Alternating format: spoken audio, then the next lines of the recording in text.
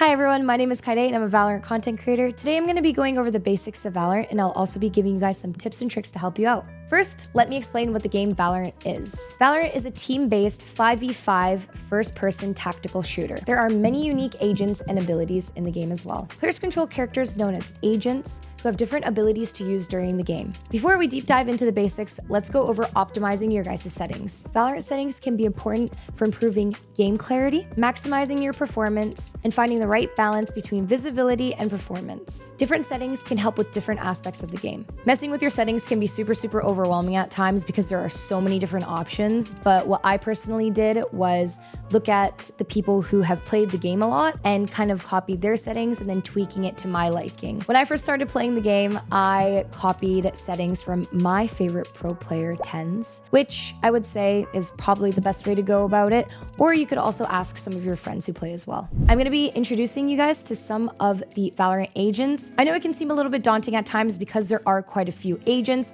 but we'll go over some of my personal favorites and then we'll deep dive more into the certain roles that each of the agents fall into. But one of my favorites personally is Kyedae. She's super fun to play in my opinion. Another one of my favorites would be Omen. He's super cool. He is a smoke agent, super cool. I also love Viper. Viper was actually one of the first agents that I started playing alongside Phoenix. I personally don't play him anymore, but he's still a lot of fun to play. All right, everyone. Now that we have all of that out of the way, I have 5 basic tips that can help you guys get better at Valorant. All right, so the first tip that I have for you guys is figuring out what role works best for you. So there are 4 specific roles in Valorant, and I will be going over those. First is duelist. They like to duel, basically. So they seek out engagement, they get in fights, and they also take space for their team to get in onto site. Second, initiator. These are the agents that are going to be getting info for the team to be able to get in onto site. Third, controllers. These are the smoke agents. They are the ones who both help take areas of the map and also control the pace of the game. Having a really good controller player is super important. I honestly think it's one of the most important roles. And lastly, sentinels. They are the ones who are the best at stalling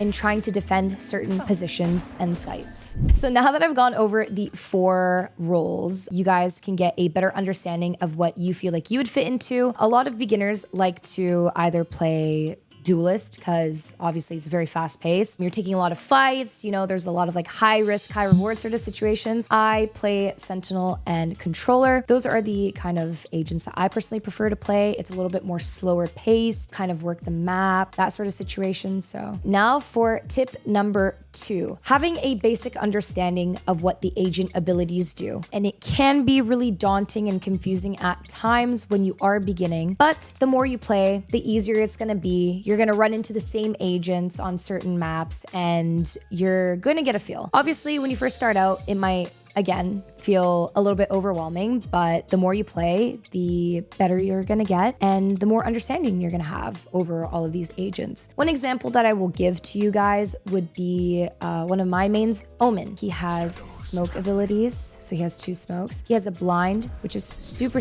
important to help get in onto site as well, and he has a TP ability. Every agent has their own kit that is unique to them. Having a basic understanding of what each of the agents do can really help out when you are in a game so you can be ready for all of the utility that will be coming your way. The third tip that I have for you guys is communication and team play. Communication is what creates a team-based game. It is the core of it. It's how you guys can communicate to execute certain plans and work together to win the game. There are a few options for communicating to your team. The number one that I do recommend is using your voice chat to talk to your team to communicate. Another system that Valorant has as well, for those of you guys who don't have mics or don't feel the most comfortable using it, would be the ping system. There's a cog wheel and you are able to communicate with your team, let them know what you want to do, which is really, really good. I highly, highly urge you guys to use your mics when you are playing Valorant, because at the end of the day, using your voice is the best way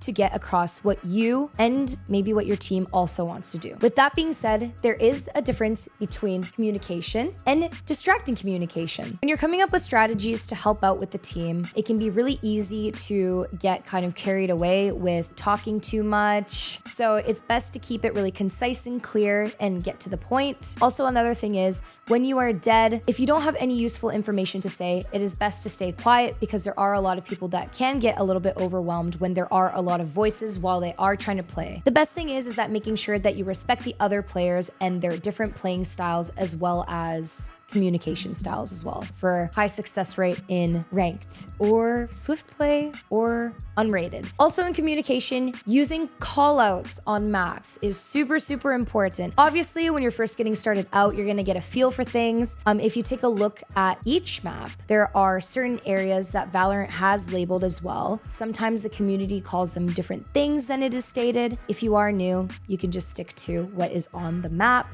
For example, on Haven, if there's an enemy in garage window, you'd want to say, I saw one in garage window, or I saw one C long. Being specific with where certain enemies are can be really, really helpful for your teammates. So try to keep it very concise and clear. Try not to always overgeneralize where someone could be. Another thing too is team play. Obviously, there are going to be 4 other people in the game with you. Trying to get along is the best virtue if you are wanting to win. Being toxic off rip is honestly not the best way to go about it. You want to try to be super positive and encouraging. A team that communicates together wins together. All right, everyone. So for the 4th topic, I have team synergies with roles and agent abilities. I'm going to have Tyson actually hop into a custom lobby with me so we can kind of go over a few examples of what this means specifically. For this, I'm going to give a few examples so you guys can get a overall idea. So we're going to do Killjoy and Omen together. Then we're gonna do a Jet Sova, and then we'll do a Fade Raze combination. So first, we are going to show you what Fade and Raze can do together. But yeah, with that being said, Valorant is super, super unique in the sense that there are tons of different agents and different combinations that you can do to pair together to win the game. So I'm gonna be playing Raze and Tyson is going to play Fade. And we are going to give you guys a few examples of what you can do to pair these two in particular together. The most common one being the Raze Nade and the Fade Tether. The Fade Sees, what it does is when you throw it towards the direction of an enemy, it will keep them in a certain area and decay their HP for a set period of time. So with that being said, when you combine the C's at the same time as you throw a nade, all right, 2, 1, it's a deadly combination. Or another really good one, Fade Ult, when you throw it and it hits an enemy. All right. Face your fear! See you guys? The audio, I can't hear anything, and I'm also decayed for a certain period of time. The really good thing is that you can combine that with an ability like the Raze Rocket. My ult's ready. Boom. Deadly combination. So the next combination that I have for you guys is Killjoy and Omen. Specifically on this map on Haven, your Killjoy and your Omen will be working together on C site to hold it down. So I'm gonna get into what Omen and Killjoy can do together to hold down a site on defense. So we are defending right now, and we hear enemies walking up C long. The Omen is going to smoke off the choke point. Shadows traveling. Once that happens, we either are going to hold the smoke, or, which in most cases a lot of Killjoy players do, is play a little bit more passive and back and let their util work for them. We hear them getting ready to run out of the smoke. What I am going to do is ask for Tyson. Tyson, Omen player, could you please paranoia, C long? With that pairing while I hear them, I'm going to double pop my mollies. Either they're gonna be fully blind Bomb grenade out.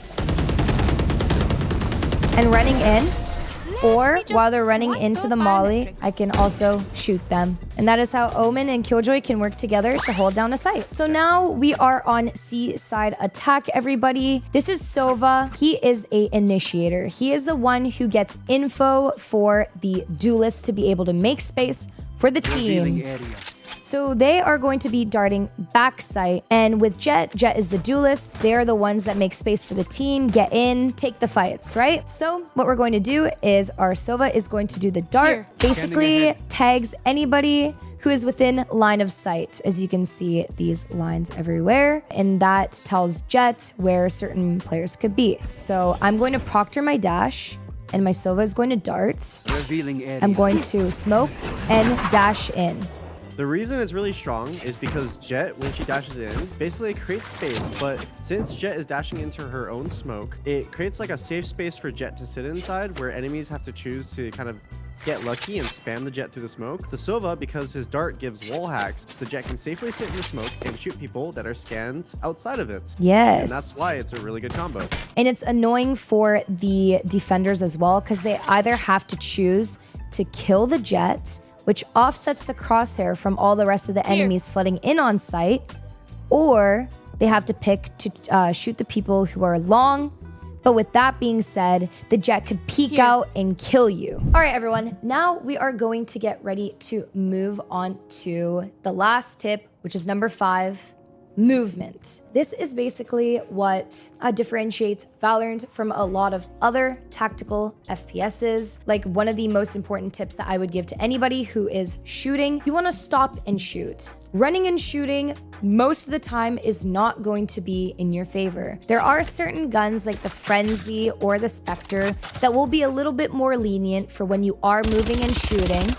But Vandal, if you run and you shoot, the spray is going to be extremely inaccurate, making it really, really hard for you to be able to hit a target. Another thing as well is counter strafing. Counter strafing is basically where you strafe from side to side at the same time as you shoot, but it hits this target because you are stopping before you shoot and then moving, stopping before you shoot. So when you get really comfortable with it, you will hit basically the target in the same spot while you move, making it really hard for the enemy to shoot you, but you're hitting like the dead center of them. Obviously, I'm not the best at it, but learning movement like that can make you stand out in comparison to other players. Now we're gonna be moving on to jiggling and jump spotting, and then also kind of like the differences between the two and situationally when it's best to use it. Jiggling is a quiet way to get passive information. As you can see, it's Tyson jiggling this way. I can only see like a little bit of his body, not his full body. So you're jiggling like this to get info on where someone could possibly be. It's a very quiet way to get information. It's a little bit more difficult for enemies to hit you in comparison to fully swinging out without any information at all. Next would be jump spotting. Jump spotting is when you jump around a corner, and this is also pretty difficult for enemies to hit you, but this is really, really good against an operator. So the reason that's good against ops is because normally oppers post on the angle, and when you jump spot, it causes the operator to have to flick and hit a harder shot rather than just having to click the button. So they're actually gonna have to move their crosshair towards you and then shoot, which is definitely a lot harder than just holding the angle and basically playing a reaction time test. Yeah, keep in mind Tyson is very good at jump my spotting. normal way? Yeah. Oh, okay, I'll do my normal way. Wait, that's actually insane. And you can see me like that? Oh. That actually looks insane from my POV. All right, guys, now we're gonna talk about when we should wide peek versus just jiggle peeking. So jiggle peeking is situationally when you aren't really sure where an enemy could be. So it's a good way to get info passively without making any noise. As for wide peeking is when you know exactly where someone is and you feel like you have a favorable 1v1 to take. That's when you wide swing out, killing the enemy. And when to crouch. This is a question that I actually get asked pretty often, and I've given the same answer pretty consistently, but in my opinion, crouching is not the best when you take fights all of the time. I would say it's situational. In my opinion, if you are in a 1v2 against somebody and you swing out and you instantly crouch trying to go for the kill, it'll be really difficult to flick to the next person that would be swinging out to try to trade them. Right? With that being said, in a 1v2 situation, or sometimes even in a 1v1, it is best to try to keep your crosshair pretty level instead of just crouching right off rip. What crouching fundamentally does is it makes your hitbox like a little bit smaller, but reduces the amount of movement speed you have. It also allows you to have a little bit more accurate shots. You'll notice when you're crouching, your bullets go a little bit more in your face than if you're standing.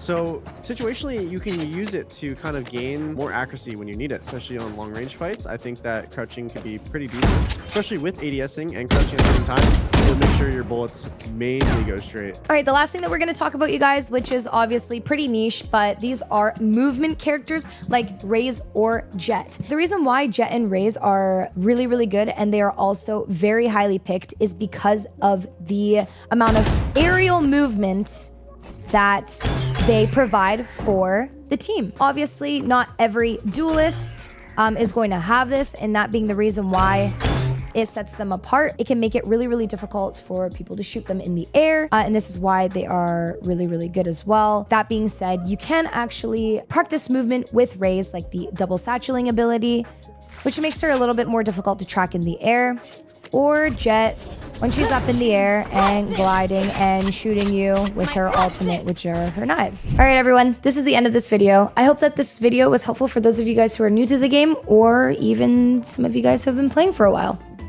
Bye.